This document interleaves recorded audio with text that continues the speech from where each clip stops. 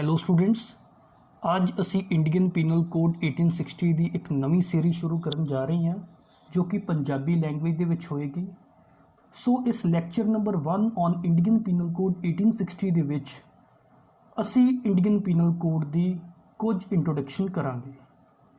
ਸਾਨੂੰ ਸਾਰਿਆਂ ਨੂੰ ਪਤਾ ਹੈ ਕਿ ਇੰਡੀਅਨ ਪੀਨਲ ਕੋਡ ਇੰਡੀਆ ਦੇ ਵਿੱਚ ਬ੍ਰਿਟਿਸ਼ਰਸ ਦੇ ਟਾਈਮ ਦੇ ਉੱਤੇ ਇਨੈਕਟ ਕੀਤਾ ਗਿਆ ਇੱਕ ਕਾਨੂੰਨ ਸੀ ਤੇ ਬ੍ਰਿਟਿਸ਼ਰਸ ਦੇ ਆਉਣ ਤੋਂ ਪਹਿਲਾਂ ਇੰਡੀਆ ਦੇ ਵਿੱਚ ਹਿੰਦੂ ਸ਼ਾਸਤਰਿਕ ਸਿਵਲ ਤੇ ਕ੍ਰਿਮੀਨਲ ਲਾਜ਼ ਕਸਟਮ ਦੇ ਰੂਪ ਦੇ ਵਿੱਚ ਪੂਰੇ ਇੰਡੀਆ ਦੇ ਵਿੱਚ ਐਪਲੀਕੇਬਲ ਸਨ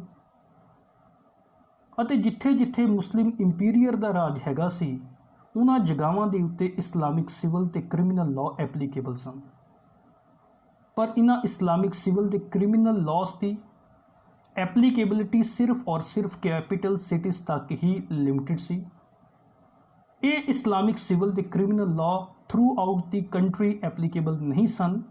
ਸਪੈਸ਼ਲੀ ਪੇਂਡੂ ਇਲਾਕਿਆਂ ਦੇ ਵਿੱਚ Islamic civil and criminal law ਦੀ ਐਪਲੀਕੇਬਿਲਿਟੀ ਨਾ ਦੇ ਬਰਾਬਰ ਸੀ। ਇੰਡੀਅਨ ਪੀਨਲ ਕੋਡ 1860 ਤੋਂ ਪਹਿਲਾਂ ਇੰਡੀਆ ਦੇ ਵਿੱਚ ਇੱਕ ਸਿੰਗਲ ਕ੍ਰਿਮੀਨਲ ਐਕਟ ਨਹੀਂ ਸੀ ਹੈਗਾ ਜਿਹੜਾ ਕਿ ਪੂਰੇ ਇੰਡੀਆ ਦੇ ਵਿੱਚ ਯੂਨੀਫਾਰਮਲੀ ਅਪਲਾਈ ਹੁੰਦਾ ਹੋਵੇ। ਇਸ ਲਈ ਫਸਟ ਲਾਅ ਕਮਿਸ਼ਨ ਦੀ ਐਸਟੈਬਲਿਸ਼ਮੈਂਟ ਹੋਈ in the year 1833 by the act of 1833 ਤੇ ਫਸਟ ਲਾਅ ਕਮਿਸ਼ਨ ਨੇ ਇੱਕ ਰਿਕਮੈਂਡੇਸ਼ਨ ਦਿੱਤੀ ਕਿ ਇੱਕ ਇਸ ਤਰੀਕੇ ਦਾ ਸਿੰਗਲ ਕ੍ਰਿਮੀਨਲ ਐਕਟ ਬਣਾਇਆ ਜਾਵੇ ਜੋ ਕਿ ਪੂਰੇ ਇੰਡੀਆ ਦੇ ਵਿੱਚ ਸਾਰੇ ਲੋਕਾਂ ਦੇ ਉੱਤੇ ਯੂਨੀਫਾਰਮਲੀ ਅਪਲਾਈ ਹੁੰਦਾ ਹੋਵੇ, ਇਰਰਿਸਪੈਕਟਿਵ ਆਫ ਦੀ ਫੈਕਟ ਕਿ ਬੰਦਾ ਹਿੰਦੂ ਹੈ, ਮੁਸਲਮਾਨ ਹੈ, ਸਿੱਖ ਹੈ, ਈਸਾਈ ਹੈ, ਸਾਰਿਆਂ ਦੇ ਉੱਤੇ ਇੱਕ ਸਿੰਗਲ ਕ੍ਰਿਮੀਨਲ ਐਕਟ ਅਪਲਾਈ ਹੋਵੇ। ਇਹ ਫਸਟ ਲਾਅ ਕਮਿਸ਼ਨ ਦੀ ਰਿਕਮੈਂਡੇਸ਼ਨ ਸੀ। ਸੋ ਫਸਟ ਲਾਅ ਕਮਿਸ਼ਨ ਨੇ ਕਈ ਐਕਟਸ ਦੀ ਡਰਾਫਟਿੰਗ ਦਾ ਕੰਮ ਕੀਤਾ ਤੇ ਉਹਨਾਂ ਐਕਟਸ ਦੀ ਡਰਾਫਟਿੰਗ ਦੇ ਵਿੱਚੋਂ ਇੰਡੀਅਨ ਪੀਨਲ ਕੋਡ ਦੀ ਡਰਾਫਟਿੰਗ ਬਹੁਤ ਜ਼ਿਆਦਾ ਮਹੱਤਵਪੂਰਨ ਹੈ।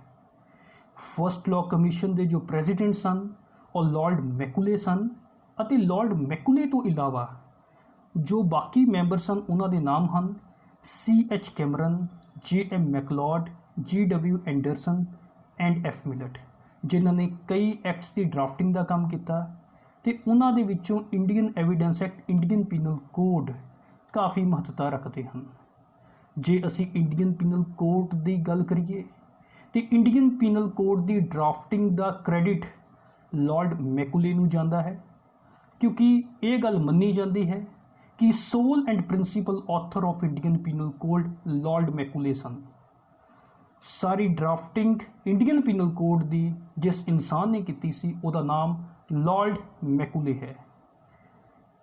ਇੰਡੀਅਨ ਪੀਨਲ ਕੋਡ ਦਾ ਡਰਾਫਟ ਤਿਆਰ ਹੋਇਆ ਅਤੇ ਡਰਾਫਟ ਤਿਆਰ ਹੋਣ ਤੋਂ ਬਾਅਦ ਵਿੱਚ ਉਸ ਟਾਈਮ ਦੀ ਬ੍ਰਿਟਿਸ਼ ਗਵਰਨਮੈਂਟ ਨੂੰ ਇੰਡੀਅਨ ਪੀਨਲ ਕੋਡ ਦਾ ਡਰਾਫਟ ਸਬਮਿਟ ਕੀਤਾ ਗਿਆ 2 ਮਈ 1837 ਦੇ ਵਿੱਚ। ਤੇ ਇਹ ਗੱਲ ਬੜੀ ਹੈਰਾਨੀ ਵਾਲੀ ਹੈ ਕਿ 2 ਮਈ 1837 ਦੇ ਵਿੱਚ ਜਿਹੜਾ ਡਰਾਫਟ ਸਬਮਿਟ ਕੀਤਾ ਸੀ ਉਹਦੇ ਉੱਤੇ ਜੋ ਅਸੈਂਟ ਮਿਲੀ ਸੀ ਉਹ 6 ਅਕਤੂਬਰ 1860 ਦੇ ਵਿੱਚ ਮਿਲੀ ਸੀ from the governor general of India. ਉਸ ਤੋਂ ਬਾਅਦ ਵਿੱਚ ਇਹ ਸਟੈਚੂਸ ਬੁੱਕ ਦੇ ਵਿੱਚ ਆਇਆ ਇਸ ਤਰੀਕੇ ਨਾਲ ਦੀ Indian penal code 45th act of 1860। ਕਹਿਣ ਦਾ ਮਤਲਬ 1860 ਦਾ 45ਵਾਂ ਐਕਟ ਜੋ ਹੈਗਾ ਸੀ ਉਹ ਇੰਡੀਅਨ ਪੀਨਲ ਕੋਡ ਹੈਗਾ ਸੀ। ਅਗਰ ਅਸੀਂ ਇੰਡੀਅਨ ਪੀਨਲ ਕੋਡ ਨੂੰ ਪੜ੍ਹਨਾ ਹੈ ਤਾਂ ਪੜ੍ਹਨ ਦੇ ਲਈ ਇੰਡੀਅਨ ਪੀਨਲ ਕੋਡ ਨੂੰ 23 ਚੈਪਟਰਸ ਦੇ ਵਿੱਚ ਅਤੇ 511 ਸੈਕਸ਼ਨਸ ਦੇ ਵਿੱਚ ਵੰਡਿਆ ਹੋਇਆ ਹੈ ਤੇ ਹਰ ਚੈਪਟਰ ਦੇ ਵਿੱਚ ਕੁਝ ਨਾ ਕੁਝ ਸੈਕਸ਼ਨਸ ਹੈਗੇ। ਅਗਰ ਅਸੀਂ ਇੰਡੀਅਨ ਪੀਨਲ ਕੋਡ ਦੀ ਨੇਚਰ ਦੀ ਗੱਲ ਕਰੀਏ ਤੇ ਇੰਡੀਅਨ ਪੀਨਲ ਕੋਡ ਦੀ ਨੇਚਰ ਸਬਸਟੈਂਟਿਵ ਲਾਅ ਦੀ ਨੇਚਰ ਹੈ। ਸਬਸਟੈਂਟਿਵ ਲਾਅ ਕੀ ਹੁੰਦਾ ਹੈ? What is the meaning of substantive law? ਅਗਰ ਲਾਅ ਦੀ ਕਲਾਸੀਫਿਕੇਸ਼ਨ ਕੀਤੀ ਜਾਵੇ ਤੇ ਲਾਅ ਦੋ ਕੈਟੇਗਰੀਜ਼ ਦੇ ਵਿੱਚ ਕਲਾਸੀਫਾਈ ਹੋ ਸਕਦਾ ਹੈ। ਪਹਿਲੀ ਕੈਟੇਗਰੀ ਸਬਸਟੈਂਟਿਵ ਲਾਅ, ਦੂਸਰੀ ਕੈਟੇਗਰੀ ਐਡਜੈਕਟਿਵ ਔਰ ਪ੍ਰੋਸੀਜਰਲ ਲਾਅ।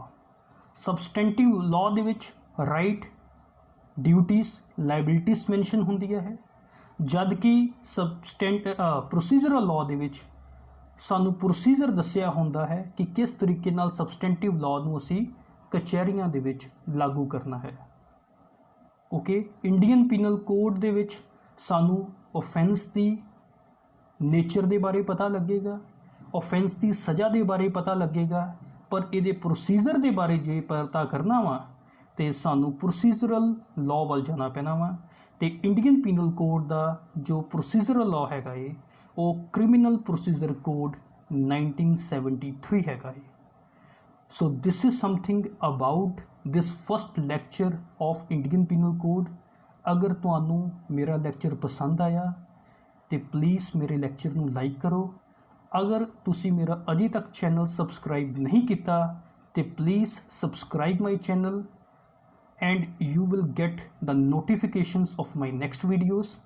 ਅਗਰ ਕਿਸੇ ਵਿਅਕਤੀ ਨੂੰ ਮੇਰੇ ਲਾਅ ਲੈਕਚਰ ਦੇ ਨੋਟਸ ਚਾਹੀਦੇ ਹਨ ਤੇ ਗੂਗਲ ਤੇ ਜਾ ਕੇ ਤੁਸੀਂ ਟਾਈਪ ਕਰ ਸਕਦੇ ਹੋ lawarticles2020.blogspot.com। ਉਸ ਬਲੌਗ ਦੇ ਵਿੱਚ ਮੇਰੇ ਲਾਅ ਦੇ ਸਾਰੇ ਲੈਕਚਰ ਦੇ ਨੋਟਸ ਤੁਹਾਨੂੰ ਅਵੇਲੇਬਲ ਹੋ ਜਾਣਗੇ। Thank you very much.